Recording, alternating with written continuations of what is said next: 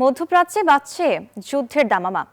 একদিকে সাগরে মার্কিন রণতরীর মহড়া ও পেন্টাগনে ইসরায়েলি সেনা প্রধানের বৈঠক, অন্যদিকে ইরানের সর্বোচ্চ সামরিক প্রস্তুতির ঘোষণা। তবে সামরিক শক্তির জানান দিলেও শেষ পর্যন্ত একটি চুক্তির আশাই করছেন মার্কিন প্রেসিডেন্ট ডোনাল্ড ট্রাম্প।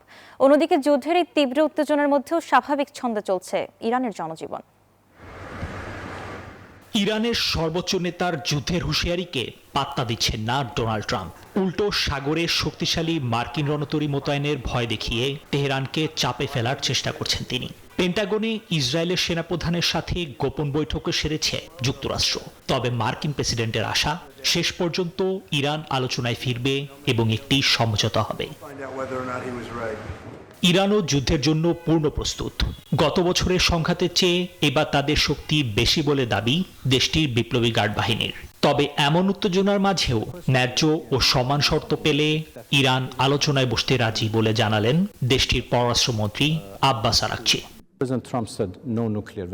যুক্তরাষ্ট্রের সাথে উত্তেজনা বাড়লেও একটি ন্যায্য ও সমতা ভিত্তিক চুক্তির জন্য আলোচনায় বসতে প্রস্তুত আমরা।